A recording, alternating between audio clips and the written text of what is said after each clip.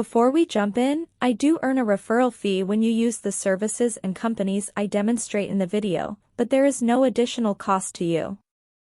I chose them because they're the best in the industry and you're safe with them. Do you know how to write an effective operating agreement? If not, don't worry, we've got you covered.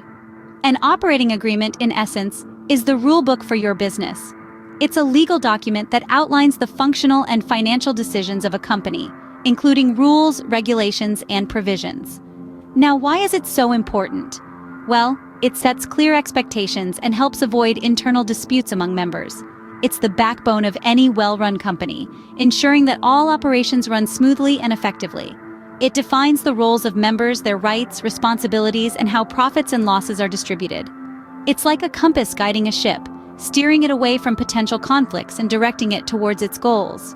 Moreover, it provides legitimacy to your business, demonstrating a professional approach to potential investors and clients. So, having a comprehensive operating agreement isn't just beneficial, it's crucial.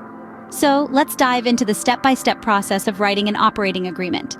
Creating an operating agreement can be broken down into simple steps. Let's walk through this process together. Our first step is identifying the members and the business. Just like you'd introduce characters in a story, your operating agreement needs to clearly identify who the members of your limited liability company, or LLC, are and what the business is. Be sure to include the full legal names of all members and the exact name of the business as registered. This might seem like a no-brainer, but accuracy here sets the tone for the rest of the agreement. Next, we move on to outlining the distribution of profits and losses. This is where things can get a bit tricky.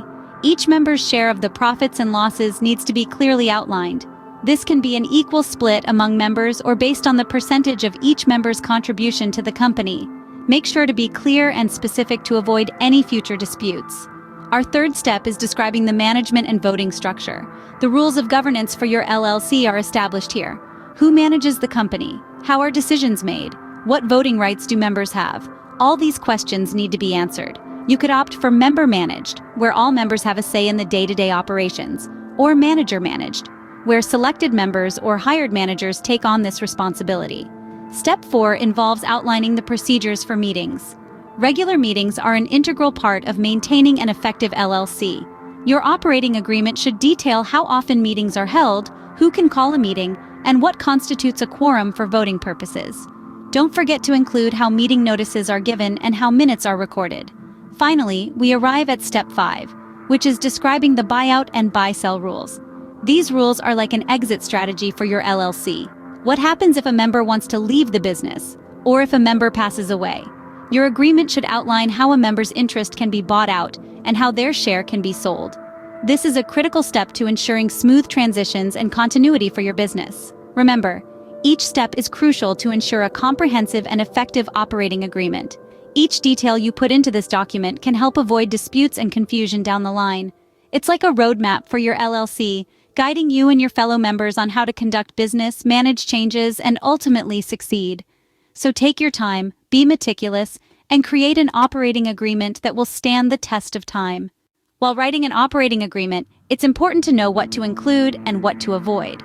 Let's start by discussing the key elements that should be included in your operating agreement. First, you'll want to detail the ownership structure of your company. Specify who owns what percentage of the business, and address how profits and losses will be distributed. It's also crucial to outline the roles and responsibilities of each member, providing a clear understanding of who does what in your organization. Next, you need to describe the decision-making process. This includes how major business decisions will be made and who gets to vote on what. Additionally, you should include a plan for resolving disputes. Because let's face it, disagreements are bound to happen. Having a plan in place can save you a lot of headache down the line. Now let's talk about what you should avoid including in your operating agreement. One thing you want to steer clear from is using too much legal jargon. Keep your agreement clear and simple so that every member can understand it. Secondly, avoid being vague. Ambiguity can lead to misunderstandings and potential legal disputes. Be as specific as possible when outlining every aspect of your business. You also want to avoid including personal information that's not relevant to the business.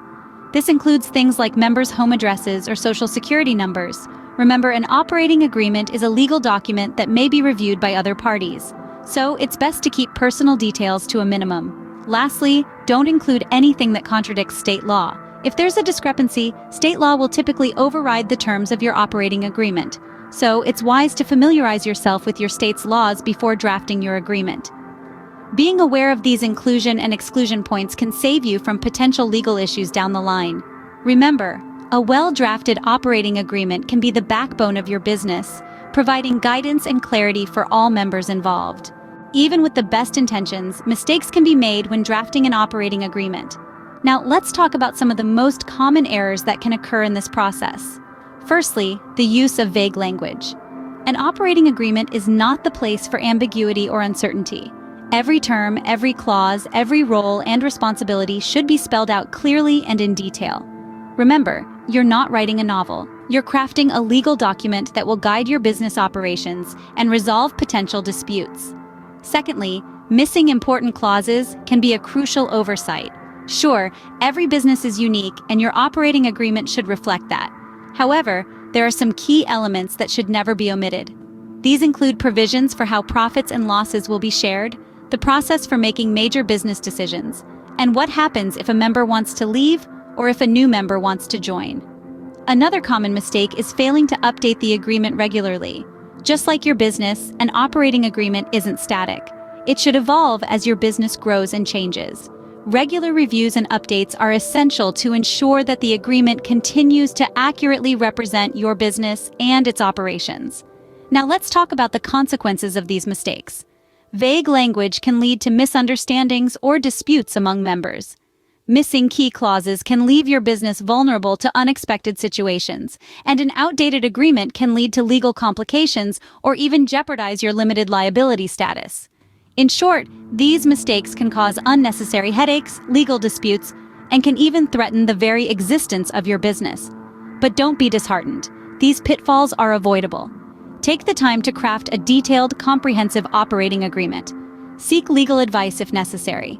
Regularly review and update your agreement, and make sure that it always reflects the current state of your business. Avoiding these pitfalls will ensure your operating agreement is as solid and beneficial as it can be. In the next scene, we'll wrap things up with a quick recap and conclusion. Stay tuned. Writing an effective operating agreement is not as daunting as it might seem. Let's quickly recap what we've covered. We began by highlighting the importance of operating agreements, emphasizing their role in defining the structure of your business, outlining members' rights and responsibilities, and providing a blueprint for handling potential disputes. We then dove into the steps of writing an operating agreement. Remember, it's about being thorough and clear.